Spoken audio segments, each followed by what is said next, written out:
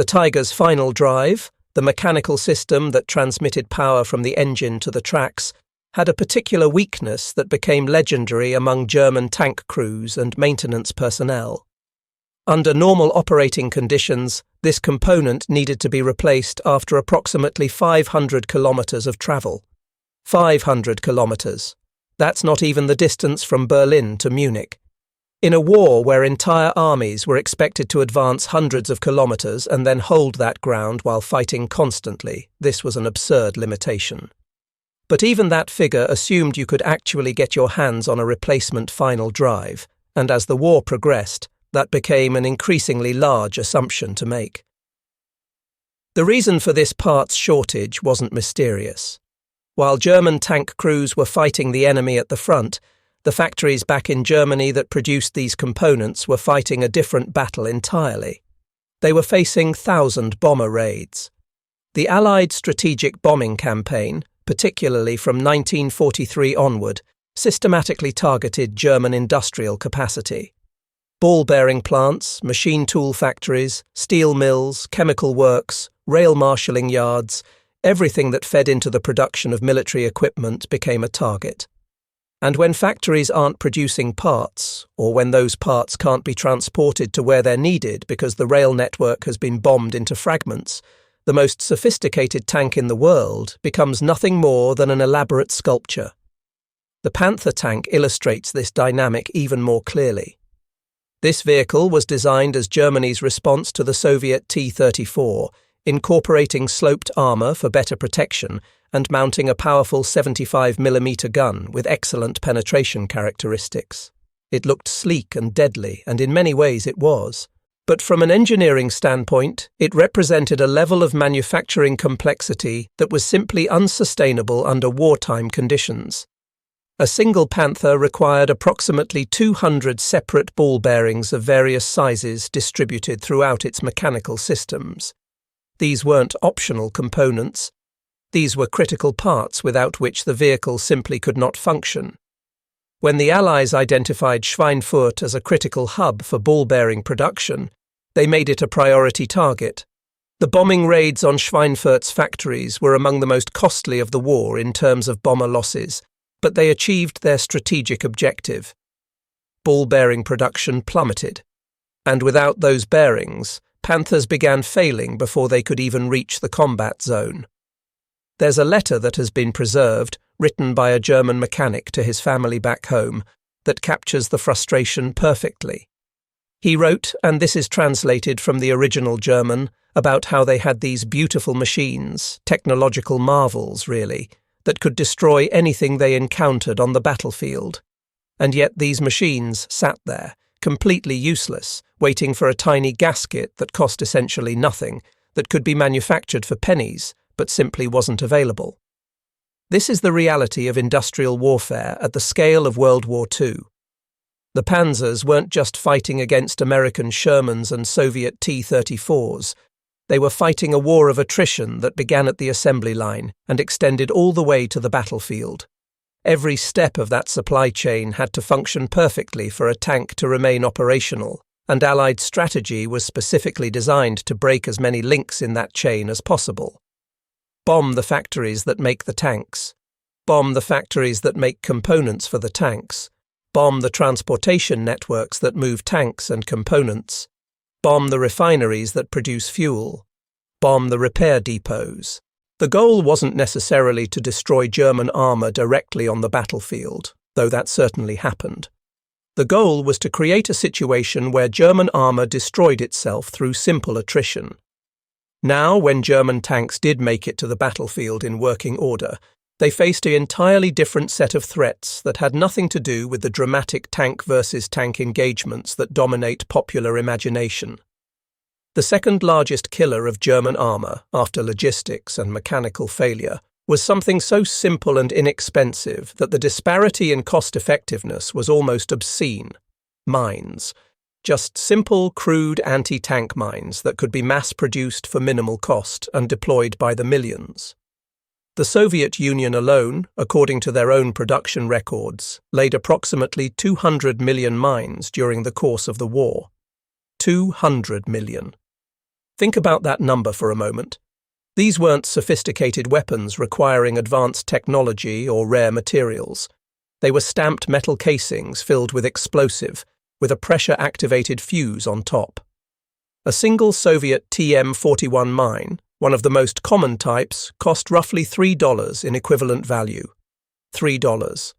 A King Tiger tank, Germany's heaviest and most powerful production tank, cost 300,000 Reichsmarks.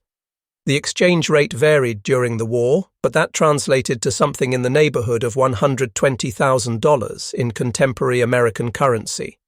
So you had a $3 mine capable of disabling a $120,000 tank. And here's the crucial detail that often gets overlooked, that mine didn't have to completely destroy the tank to be effective. It didn't need to penetrate the armor and kill the crew. It just needed to break the track. German tanks, like all tracked vehicles, moved by rotating steel tracks around a series of wheels. Sever that track, and the entire vehicle becomes immobile. Now, in good conditions, with proper equipment and trained personnel, replacing a damaged track section is a time-consuming but manageable task. But during the Russian mud season, which turned vast stretches of the Eastern Front into a nearly impassable morass, a tracked vehicle that couldn't move became something else entirely. It became a 60-ton paperweight. The mud in Russia wasn't like mud in Western Europe. This was a thick, clinging substance that could immobilize wheeled vehicles entirely and made even tracked vehicles struggle. Soviet commanders understood this terrain intimately and planned their mine deployment accordingly. German tanks that hit mines during the spring thaw or autumn rains often couldn't be recovered at all. The vehicles that were supposed to tow them away couldn't reach them through the mud. The crews had to be evacuated, and the tank itself would be stripped of anything valuable and then destroyed to prevent its capture. All because of a $3 mine. American studies conducted in Normandy after the invasion confirmed that this pattern wasn't unique to the Eastern Front.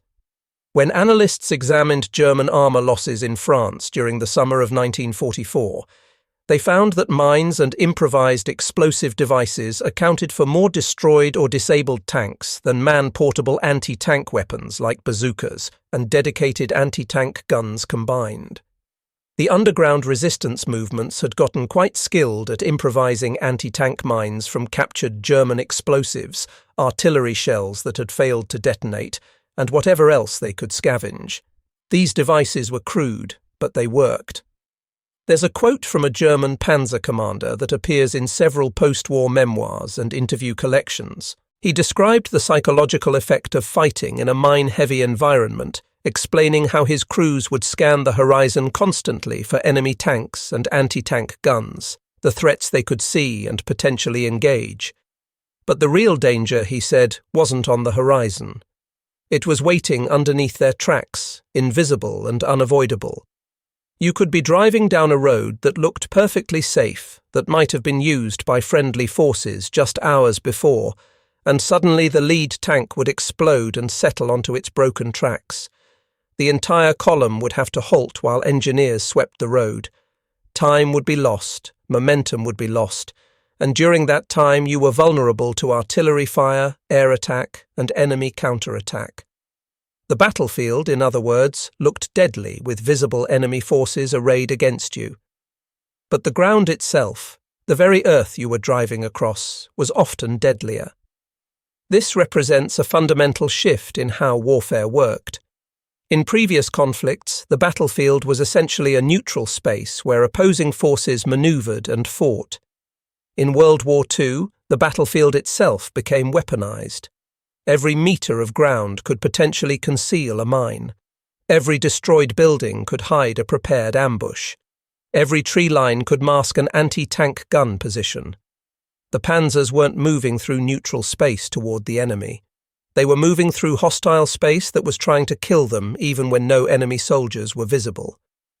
But when we talk about direct combat, when we exclude logistics and mines and focus specifically on what killed German tanks through direct fire, the answer still isn't what most people expect. It wasn't dedicated anti-tank guns, though those certainly claimed their share. It wasn't other tanks, despite all those dramatic narratives about tank aces and armour versus armour engagements. The biggest killer of German tanks in direct combat was artillery. Field artillery. The same indirect fire weapons that had dominated the battlefields of World War I proved even more devastating when applied to armoured warfare. The Soviet Union perfected this approach through what they called the pack front tactic. The name is slightly misleading because it wasn't really a defensive front in the traditional sense. It was a concentration of artillery pieces, sometimes numbering in the hundreds, all registered on predetermined grid coordinates where German armour was expected to appear. When a Panzer attack developed, Soviet forward observers would radio back coordinates, and an entire battery or even multiple batteries would open fire simultaneously on that location. They didn't need pinpoint accuracy. They didn't need to score direct hits on individual tanks. They just needed to saturate the area with high explosive shells. A 152mm howitzer shell, which was one of the standard Soviet artillery pieces, weighed about 96 pounds and contained roughly 13 pounds of high explosive. When that shell detonated, it created an explosive force that could flip a Panzer like a child's toy if it landed close enough. The actual effective radius varied depending on terrain and vehicle positioning, but generally speaking, a 152mm shell that landed within 10 meters of a medium tank could cause catastrophic damage even without penetrating the armour. The concussive force of the explosion transmitted through the ground and through the vehicle's structure itself. Crews inside tanks hit by near-miss artillery reported that the entire vehicle would ring like a bell. Men would be knocked unconscious by the shock. Internal equipment would break loose from its mountings. Ammunition could detonate from the shock even though the armour hadn't been penetrated. At Kursk, during the massive tank battles in July 1943 that are often held up as the ultimate armour versus armour engagement, Soviet artillery batteries wrecked more German tanks in the first 3 hours of some attacks than head-to-head tank fighting managed in 3 days. The Soviets had learned from their early defeats. They understood that letting German armour close to engagement range with Soviet tanks often resulted in favourable exchange rates for the Germans, whose guns and optics were generally superior. So the Soviet solution was simple. Don't let them close. Hit them with massed artillery fire before they ever reach your tank line. Across the lines, American artillery developed its own reputation for devastating effectiveness, but for slightly different reasons. American gunners were well trained and had good equipment, certainly, but they also had access to a technological innovation that proved absolutely revolutionary in its impact. This was the VT fuse, also called the proximity fuse.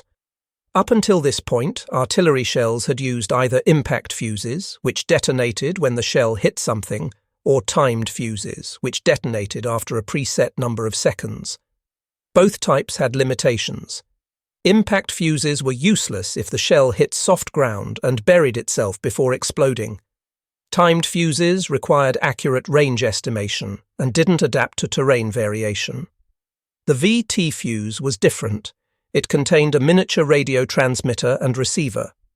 As the shell descended, it would send out radio signals and measure the reflections bouncing back from the ground or from objects below. When those reflections indicated the shell was at the optimal height above the target, typically around 50 to 100 feet, the fuse would trigger the shell to detonate. This meant the explosion happened in the air, directly above the target, showering everything below with shrapnel in a lethal cone. For tanks, this was absolutely devastating, because tank armour wasn't uniform. Everyone knows that. The front of a tank was heavily armoured to resist direct fire. The sides were somewhat thinner, but the top, the roof of the vehicle, was where armour was at its absolute thinnest. German tanks typically had between 25 and 40 millimeters of armour on their upper surfaces. This was considered sufficient because nobody expected enemy fire to come from directly above. But proximity-fused artillery shells changed that calculation entirely. When American artillery batteries received target coordinates for German armour, They could fire proximity-fused shells that would detonate above the tanks and rain shrapnel down onto the weakest part of the vehicles. Crews found themselves in a situation where the armour that protected them from direct fire was essentially irrelevant. After an American artillery barrage using proximity fuses, recovery crews examining knocked-out German tanks would find commanders decapitated in their turrets, struck down by shrapnel before they even knew they were under attack. Men who had been buttoned up inside what they thought was safety would be killed by fragments that penetrated the thin top armour or came in through vision slits and periscopes. There's a passage in a post-war interview with a Panzer veteran that captures the psychological horror of facing this weapon. He said, and I'm paraphrasing from the translation, that they feared American artillery more than anything else on the battlefield. You couldn't fight it. You couldn't see where it was. You couldn't maneuver against it the way you could maneuver against tanks or anti-tank guns. And you couldn't outrun it because by the time you heard the incoming shells, it was already too late. The only defence was to be somewhere else when the fire mission was called in, and since you didn't know where or when that would be, you were essentially helpless. This gets at something fundamental about modern warfare that the tank duel narrative obscures. Individual vehicles and their crews might be incredibly skilled and well-equipped, but none of that matters if they're sitting in a kill zone when artillery fire is called down on their position. The tank commander might have perfect situational awareness. The gunner might be able to hit targets at extreme range. The driver might be able to coax maximum performance from the vehicle. None of those skills mean anything when shells are detonating above you and shrapnel is coming through the roof armour.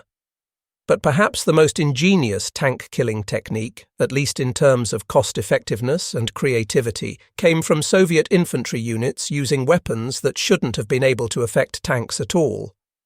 The PTRD-41 was an anti-tank rifle, a bolt-action weapon that fired a 14.5mm armour-piercing round. When this weapon was first developed in the late 1930s, it was marginally effective against the light tanks that existed at that time. By 1941, when Germany invaded with Panzer IIIs and IVs, the PTRD-41 couldn't reliably penetrate their armour. Against Tigers and Panthers, it was essentially useless from a penetration standpoint.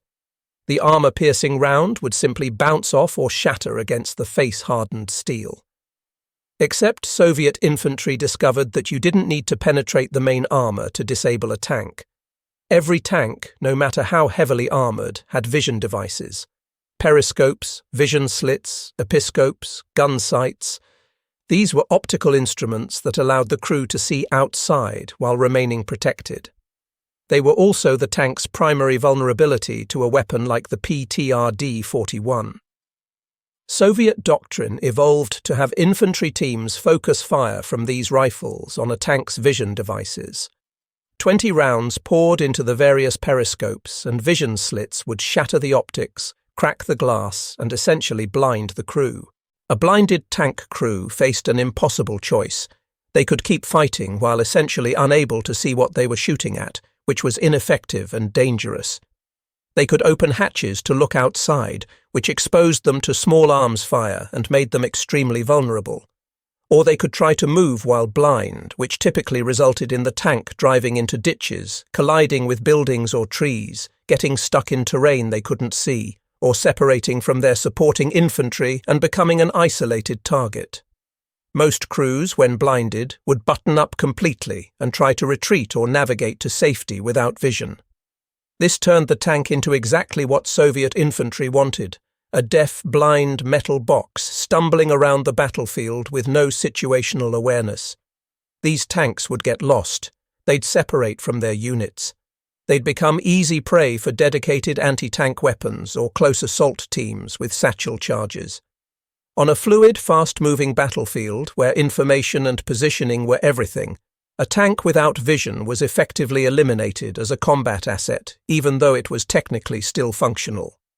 The Soviet Union manufactured approximately 471,000 PTRD-41 and PTRS-41 anti-tank rifles during the war. That's just shy of 500,000 weapons. Each rifle cost approximately 193 rubles to produce. In equivalent value, that was somewhere around $40. $40 per weapon. Compare that to the 300,000 Reichsmarks for a Tiger tank, and you're looking at asymmetric warfare rendered in pure mathematics.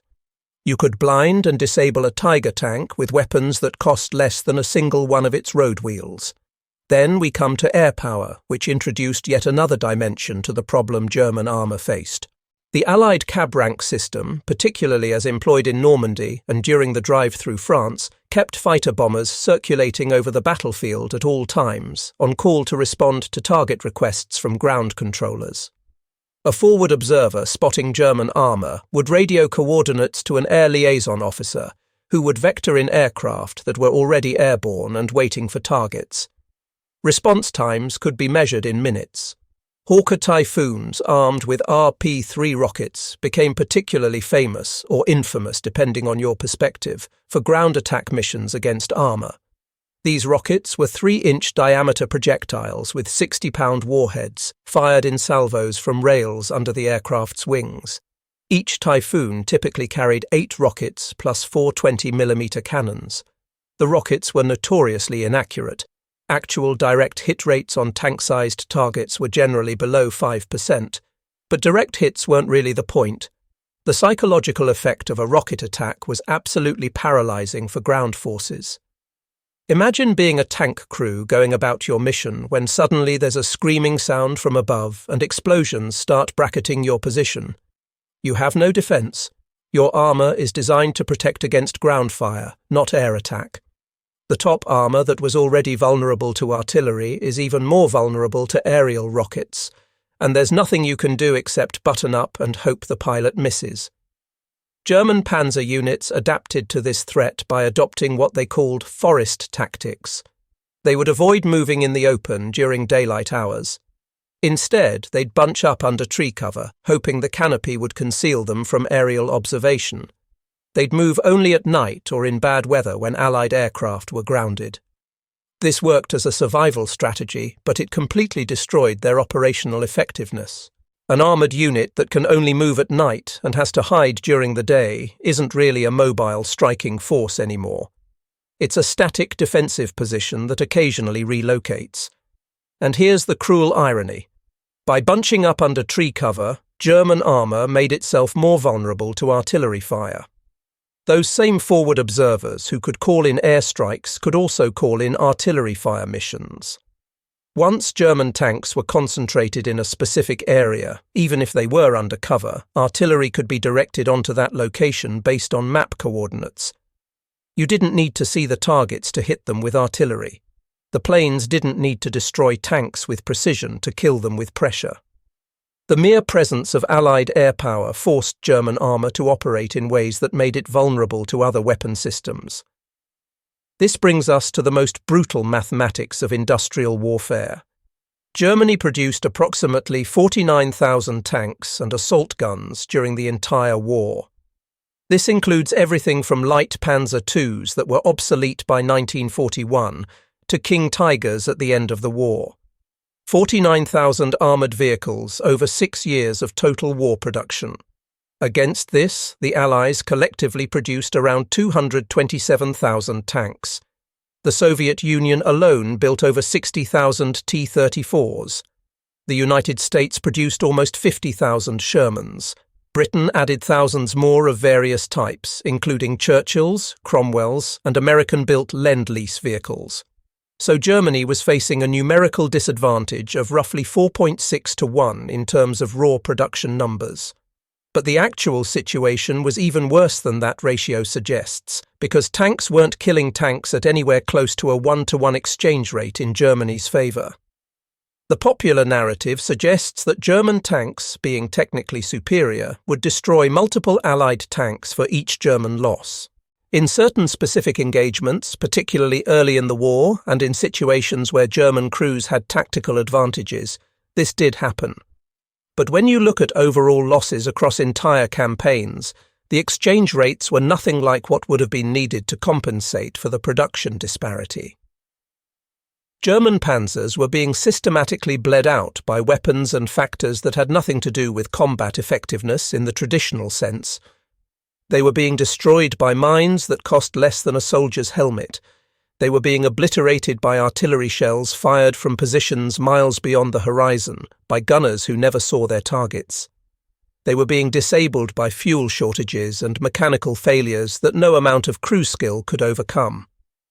The attrition wasn't happening primarily in dramatic battlefield engagements. It was happening across the entire logistics chain, from the moment raw materials entered a German factory to the final loss of the vehicle in some muddy field hundreds of miles away. The attrition started at the smelter, where Allied bombing disrupted the production of steel alloys. It continued through the machine shops where components were manufactured, which were also under constant air attack. It rippled through the bombed rail networks that were supposed to deliver these components to assembly plants. It manifested in the tank factories themselves, which were operating under blackout conditions with disrupted labour forces and material shortages.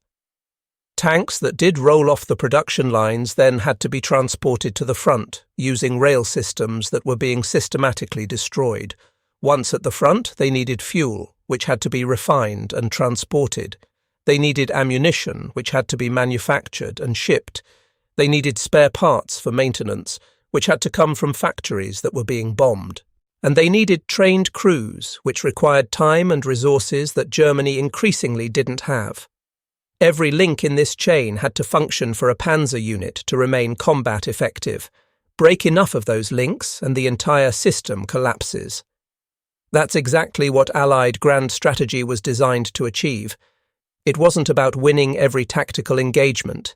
It was about creating systemic failure across the entire German war economy. The darkest entries in the ledger, the ones that really drive home how completely the system had broken down, appear in German records from the final year of the war. By 1945, more German tanks were being destroyed by their own crews than by enemy action. This wasn't a matter of crews panicking or making poor decisions. It was the logical outcome of a completely collapsed logistics system. A Panzer unit would be fighting a rearguard action. They'd receive orders to fall back to new positions. But when they tried to move, they'd discover they had no fuel. The fuel trucks that were supposed to resupply them had been destroyed by air attack or were stuck somewhere behind front lines that had already been overrun. So the crew would sit there in their immobilized tank, knowing that Soviet or American forces would be arriving within hours. They couldn't move the vehicle. They couldn't defend it indefinitely with no ammunition reserves. Leaving it intact meant handing over an operational tank to the enemy, which was unacceptable. The only option was to destroy it themselves. Crews would set demolition charges around the engine compartment and ammunition storage, blow the vehicle into unusable scrap, and then make their way back to German lines on foot if they could. Wehrmacht maintenance reports from April 1945 read like a requiem for the entire Panzer force, page after page of entries that say essentially the same thing, just in different ways. Destroyed by crew due to lack of fuel. Self-demolition, no recovery possible. Abandoned, no ammunition remaining. The enemy didn't need to be physically present for these losses. The collapse of German infrastructure, supply networks, industrial capacity, and time itself did the job without any direct enemy action required. This is what made the Allied victory inevitable once certain conditions were in place. Germany could design and build the most sophisticated tanks in the world, and they did. German armour at the end of the war represented the absolute cutting edge of military technology. But engineering excellence means nothing when you can't fuel your vehicles, can't repair them, can't get them to the battlefield, and can't protect them from 100 different threats that don't require technical sophistication to employ. When we talk about what really killed German tanks, we're not talking about the glamorous aspects of warfare. We're talking about supply trucks that never arrived at their destinations because Allied fighter bombers caught them on the road. We're talking about ball bearings that were never manufactured because the factory was bombed 3 days before they were scheduled for production. We're talking about rain that turned roads into impassable quagmires, stranding vehicles until they could be neither recovered nor adequately defended. We're talking about mines planted by infantry who were paid pennies a day, We're talking about artillery batteries positioned miles away from the front lines, firing on coordinates radioed in by forward observers, using shells fitted with fuses that represented the absolute pinnacle of wartime electronics research. This is the brutal, unglamorous lesson of mid-century mechanized warfare that Hollywood generally doesn't want to tell. Engineering brilliance loses to systemic advantages every single time. Manufacturing capacity beats quality when the quantity gap becomes large enough. Logistics infrastructure determines outcomes more than tactical brilliance. Germany designed and fielded magnificent machines that could dominate any single engagement they fought in, at least in the hands of experienced crews with proper support. But modern industrial warfare isn't structured around single engagements. It's a production line that runs 24 hours a day, 7 days a week. It's a rail schedule that has to function despite constant attack. It's a repair depot that needs to be stocked with thousands of different spare parts. It's an air armada that keeps enemy factories dark and enemy vehicles burning on the roads. The Allies, collectively, turned all of these factors into the most efficient tank-killing system the world had ever seen. Not because any single weapon was dramatically superior, though some certainly were quite good, but because they created an integrated system that attacked German armour at every possible point of vulnerability simultaneously. They destroyed production capacity through strategic bombing. They disrupted transportation through tactical air power and special operations. They mined roads and deployed artillery in overwhelming quantities and used infantry weapons in creative ways that multiplied their effectiveness. They produced so many tanks that they could afford to take unfavourable exchange rates in individual battles and still maintain numerical superiority. They refined fuel when German fuel production was collapsing. They built logistics networks that functioned even under attack while German logistics fell apart under pressure. In the end, and this really is the fundamental point that gets lost in narratives focused on individual heroism and technical specifications, the greatest slayer of German armour wasn't a superweapon or a brilliant general or a revolutionary tactical doctrine. It was the systematic application of industrial capacity toward the goal of making it impossible for German armour to function as an effective fighting force. It was logistics, or more precisely, it was the destruction of German logistics and the maintenance of Allied logistics despite every effort Germany made to disrupt them. It was industry, the ability to produce not just weapons, but everything that weapons require to function, in quantities sufficient to overwhelm even the most technically sophisticated opponent. And it was the arithmetic of attrition, the cold calculation that if you can produce 5 tanks for every one your enemy produces and destroy 3 of his tanks for every 2 of yours that are lost, eventually you win through simple mathematics regardless of which individual tanks are better. That's not a particularly exciting story in cinematic terms. There's no clear hero, no dramatic turning point, just a grinding mechanical process that worked precisely as designed. But it's the truth, and it's probably more important to understand than any number of stories about individual tank duels or ace commanders. Because this is how modern wars between industrial powers actually get decided, not through decisive battles, but through systematic destruction of the enemy's ability to sustain military operations at all.